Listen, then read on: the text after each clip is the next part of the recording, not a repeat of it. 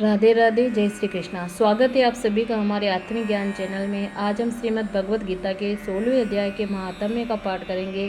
तो आइए आप सब भक्तजन मेरे साथ जुड़े। 16वें अध्याय में श्री नारायण जी बोले, हे लक्ष्मी, एक सोरठ देश था जिसके राजा का नाम खड़ग बाहु था। वह बड़ा परमात्मा था। उसके हाथियों में से एक हाथी बड़ा मस्त था, जिसकी धूम मची रहे, महावतों को पास न आने दे। जो महावत आवे उस पर चढ़े, उसी को मार डाले। हाथी के पाँव में जंजीर बंधी रही, जिसके भेद से राजा ने और देशों से महावत बुलाकर कहा, कोई ऐसा हो जो इस हाथी को पकड़े, मैं उसको बहुत धन दूंगा। हे लक्ष्मी, उस हाथी को किसी ने नहीं पकड़ा। एक दिन हाथी नगर में चला गया। सामने से एक साधु चला आया। लोगों ने उस साधु से कहा, हे संत जी, यह आपको मार डालेगा। संत ने कहा, तुम देखो श्री नारायण जी की कैसी शक्ति है। हाथी की क्या सामर्थ्य है जो मुझको मारे। यह मेरे पास भी नहीं आ सकता। साधु ने नेत्र पसार कर देखा तो हाथी ने सूंड से साधु की चरण वंदना की और चुप खड़ा रहा। तब साधु ने कहा, हे गजेंद्र, मैं तुझे जानता हूँ। पिछले जन्म में तू पापी था। मैं तेरा उद्धार करूँगा, तू चिंता मत कर। हाथी बारंबार चरण छूता और माथा नवाता था। लोगों ने देखकर राजा को खबर की तो राजा भी वहाँ आया। देखे तो हाथी साधु के आगे खड़ा है। तब साधु ने कहा, अरे गजेंद्र, तू आगे आ। हाथी ने आगे आ चरण वंदना की। तब उस गीता पाती साधु ने कमंडल से जल लेकर मुख में कहा, गीता जी के 16वें अध्याय का फल इस हाथी को दिया।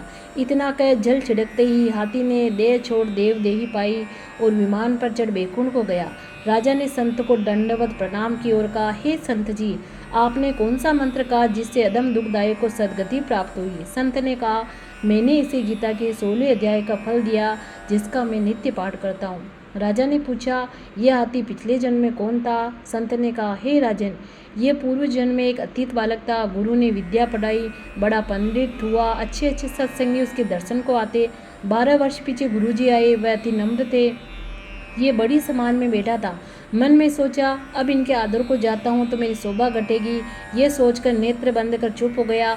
गुरुजी ने देखा, मुझे देखकर इसने नेत्र बंद किए। ऐसा देख गुरु ने श्राप दिया और कहा, रे मंदगति, तू अंधा हुआ है, जो मुझे देखकर न तो सिर नवाया है और न उठकर दंडवत किए।